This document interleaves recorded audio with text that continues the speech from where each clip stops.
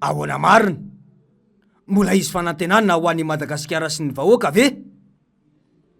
Ifarana afak'andro vitsy ity taona 2024 ity.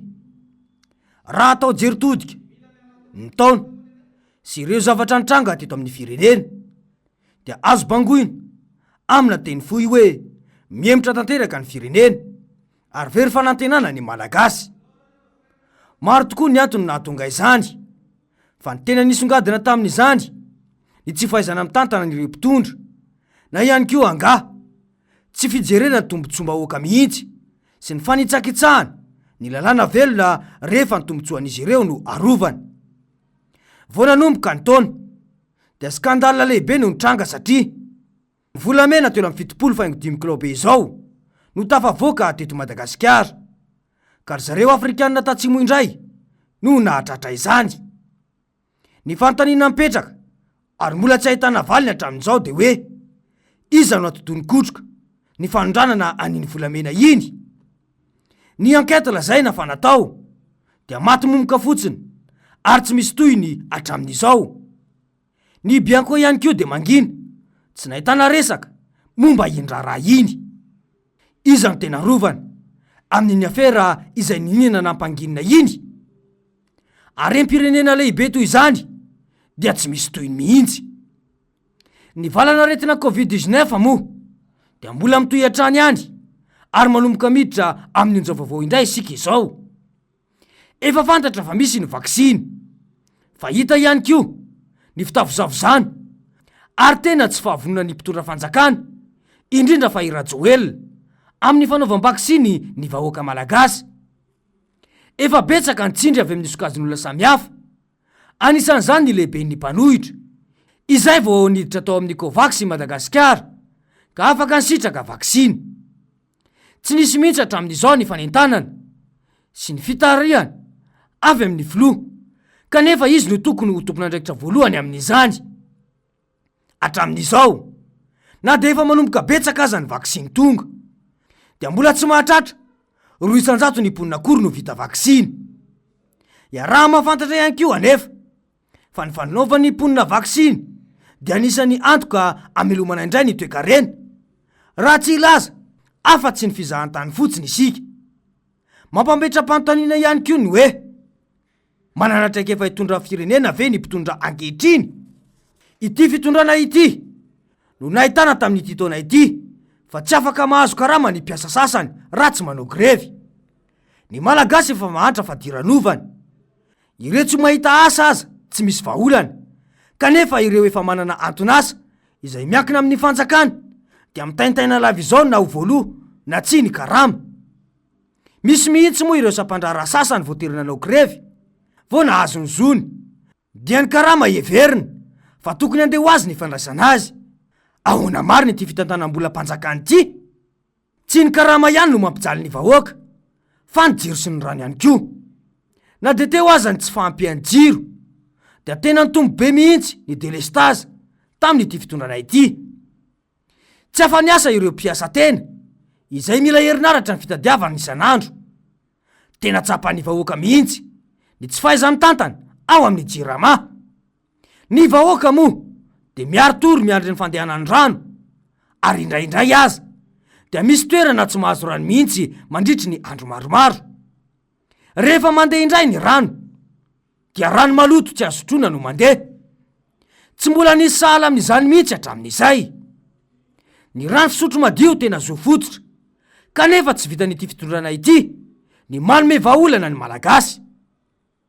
Ny tena loza sy ny tarika fahafahambaraka aza dia ny fanereny banky iraisam-pirenena amin'ny famerenam-bola, satria tsy tao anatin'ny fifanarana ny fandaniam-bola natao ny jirama, dia ny volam-bahoaka indray izany no namerenana izany volabe izany. Orinasa-panjakana ny jirama, ka na dia ny teny aza ny mpitondra fa tsy volam-panjakana no amerenana ilay vola dia volam-bahoaka foana izany.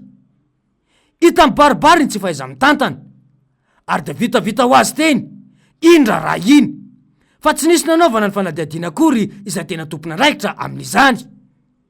Ny fidangan'ny vidim-piainana moa ny tena olana goavana tamin'ity taona 2024 ity. Tsy mitsahatra miakatra ny vidinentana ilaina andavanandro na ny PPN izany. Tsy misy vahaolana mazava avy amin'ny mpitondra, ary tena hita sy tsapa mihitsy ny tsy fahavononany sy ny tsy fahaiza mitantana ny firenena. Vao maika milentika ao anatin'ny antsana lalina ny fahantrana ny vahoaka malagasy.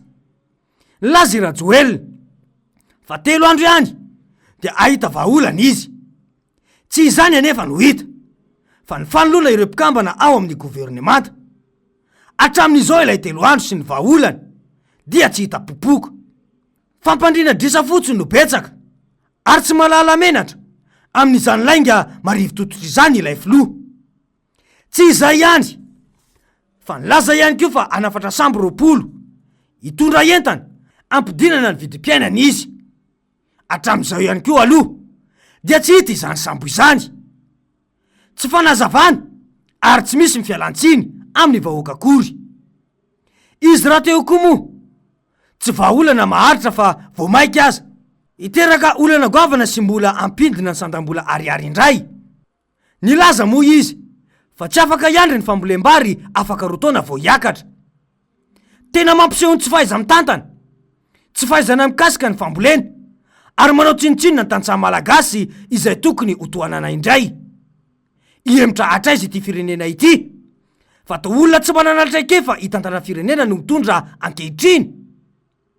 Ny tsy fanajana lalàna velona sy ny fanitsakitsahana lalam-pandrenana moa dia efa mateti-pitranga loatra tamin'ity taona ity. Tsy voaja ny zo fototry ny malagasy, indrindra fa ny zon'ny mpanohitra izay lazaina fa voary ny lalam-pandrenana. Tsy afaka nanao hetsika ny mpanjifa izay mitaky ny vahaolana amin'ny fidangany ny vidim-piainana. Izany anefa dia zo fototra ary tsy eto amintsika irery ihany no ahitana mpanjifa midina an-dalambe manao filaharana rehefa tsy voaro izy ireo. Ny eto amintsika dia atao fitaovana politika ny mpitandro ny filaminana mba hanao raha matahora amin'ireo izay mitaky ny zony. Nanao etsika ankalazana tsingeritaona naterany ny filoha Marc Ravalomanana miaraka amin'ireo Pierre Diaz sy ny vahoaka ny Toliara tao amin'ny Magro izay azy.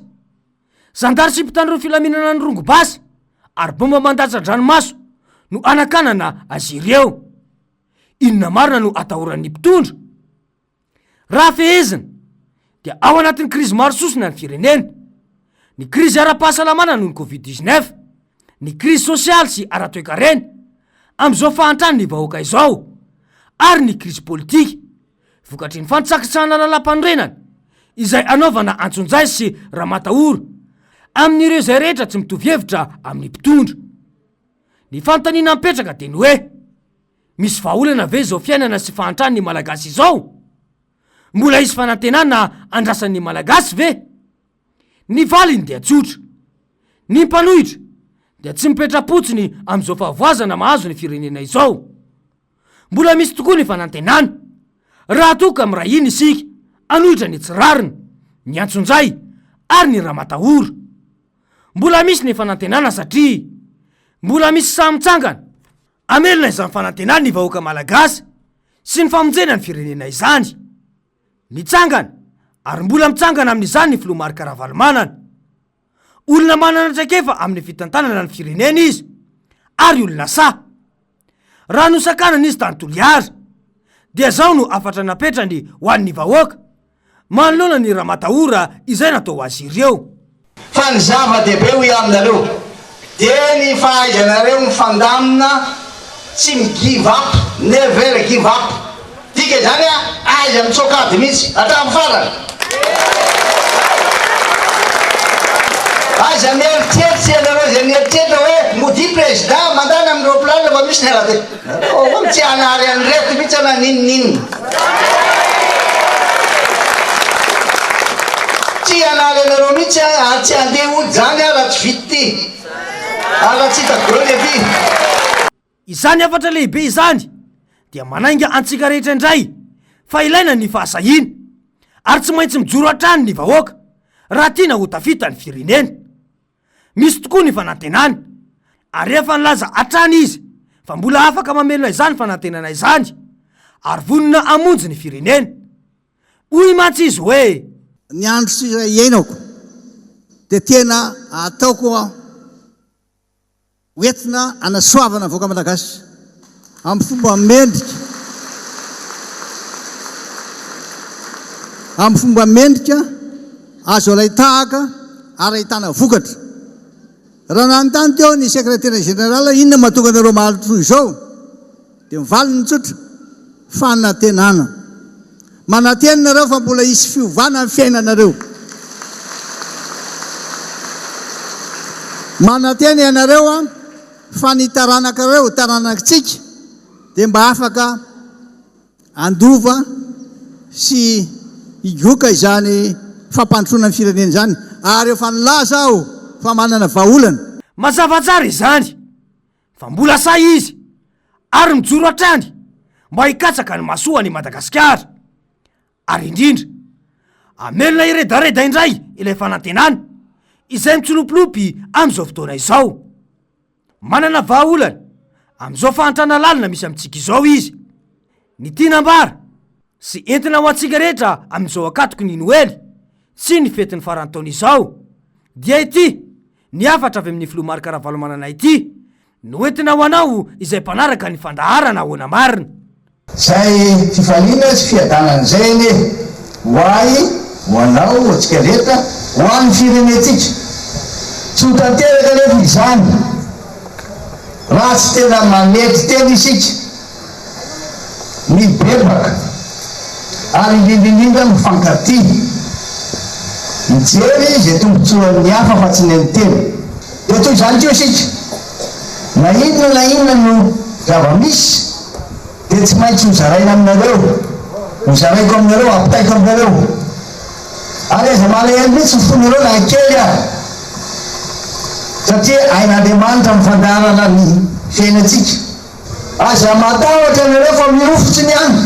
Dia mirary krismasy sambatra ho antsika rehetra, mirary fetin'ny farantaona ho antsika rehetra ihany koa, ary samy hotratry ny taona vaovao 2024 sy 2025. Fa ahoana marina e!